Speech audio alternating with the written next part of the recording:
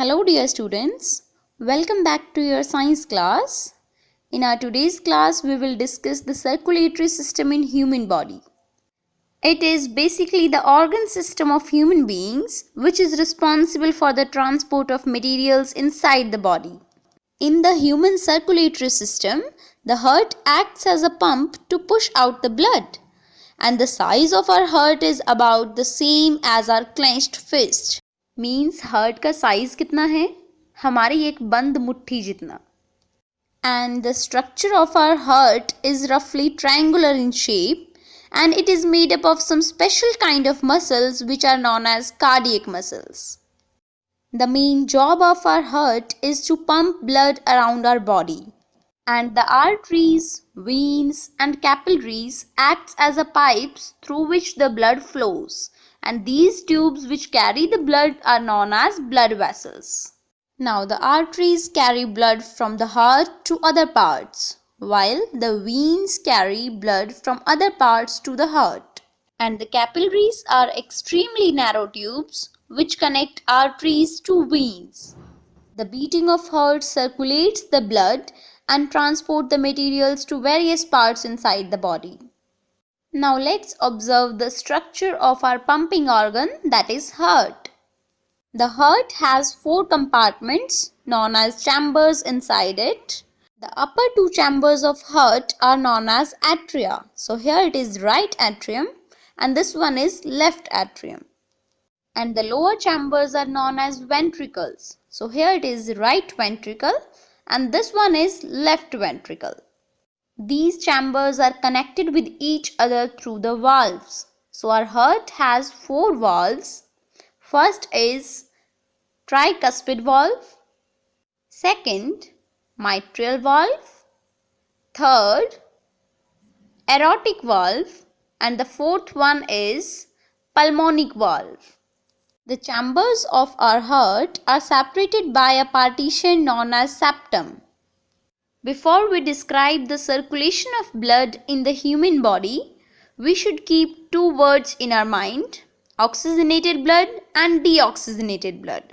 The blood carrying oxygen is known as oxygenated blood, and we get oxygenated blood in the lungs where the fresh oxygen of air passes into the blood. And the blood which do not have oxygen is called deoxygenated blood.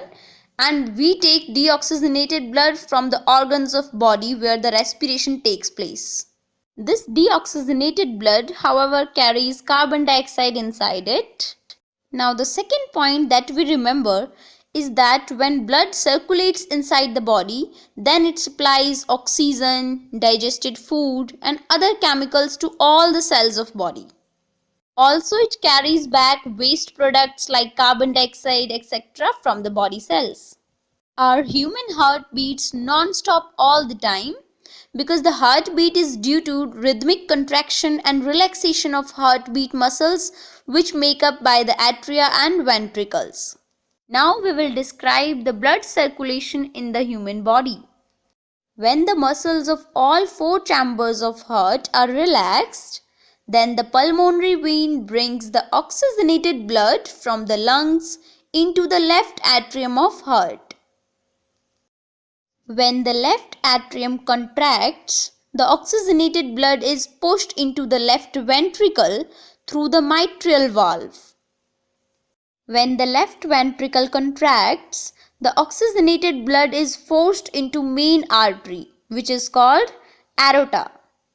Then this main artery carries the oxygenated blood and then branches into smaller arteries, which go into different body organs except the lungs.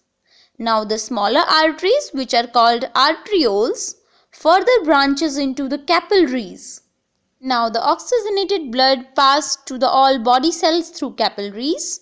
At the same time, carbon dioxide produced as a waste material during respiration enters into the blood. Now this deoxygenated blood will carried by main vein called vena cava. The vena cava carries this deoxygenated blood to the right atrium of the heart. When the right atrium contracts, this deoxygenated blood is pushed into right ventricle through the tricuspid valve. And when the right ventricle contracts, the deoxygenated blood is pumped into the lungs through the pulmonary artery.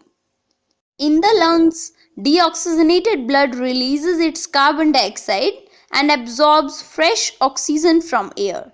So the blood becomes oxygenated again, and this oxygenated blood is again sent to left atrium of the heart by pulmonary vein for the circulation inside the body. This type of circulatory system, in which the blood travels twice through the heart in one complete cycle of the body, is called double circulation. Now let's see the structure of heart in different kind of animals. We know the separation in heart prevents the mixing of oxygenated and deoxygenated blood streams. It also allows a high efficient supply of oxygen to the body. And this is very essential in warm-blooded animals that have high energy needs to maintain their body temperature. For example, birds and mammals. The body temperature of these animals is usually the same whether it is hot or very cold.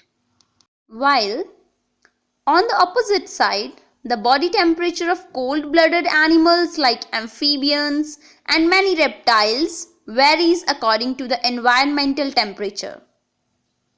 Such animals can tolerate some mixing of oxygenated and deoxygenated blood. That's why these animals have a three-chambered heart. On the other hand, fishes have a two-chambered heart, and the blood is pumped to the gills, is oxygenated there, and then passes directly to the rest of the body. Therefore, the blood goes only once through the heart of fish during one cycle of passage through the body. Let's see another topic, that is pulse and heartbeat. Students, when you consult a doctor, firstly he will count your pulse rate per minute.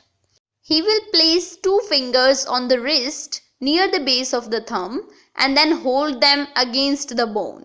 We know that the arteries expand as the heart pumps blood into them. So, the pulse is the rhythmic contraction and expansion of arteries. And the normal pulse rate is between 70 to 90 times per minute. And secondly, our heart produces periodic sound which is referred to as a heartbeat. We also can feel this sound by placing our ear near the chest of another person. The human heart beats approximately 72 times per minute in a normal healthy man. Now let's see what is blood pressure. The force exerted by the blood on the wall of a blood vessel while flowing is called blood pressure, or we can say BP. Arteries receive blood from the heart, so blood pressure is higher in the arteries, while the blood pressure gradually decreases as blood flows into the capillaries. When this blood is collected in the veins, the blood pressure reduces. Thus, blood pressure is greater in the arteries than in veins. That's why the arteries are thick-walled. Now, the blood pressure is measured by an instrument called as sphygmomanometer. The normal blood pressure is 120 by 80 mm of Hg. Here the term 120 represents the systolic blood pressure and 80 represents the diastolic blood pressure. Now what are these terms, systolic and diastolic? The pressure in the artery during ventricular contraction is called systolic pressure, and the pressure in the artery during ventricular relaxation is called diastolic pressure. In some people, blood pressure is very high, that is more than usual 120 by 80 mm of Hg. Such a condition is called hypertension. While in some people blood pressure is very low, that is less than usual 120 by 80 mm of Hg, such a condition is called hypotension. Now how is the blood pressure measured? The cuff of the sphygmomanometer is tied around the upper arm, and then the pressure in the cuff is increased by squeezing the bulb. Here the inflated cuff compresses the tissue and the vessels, and this closes the brachial artery, and no sound of heart is in the stethoscope. And when we release the pressure in the cuff, the blood begins to pass through the vessels. As this high pressure blood passes from the partially compressed cuff, it creates turbulent blood flow.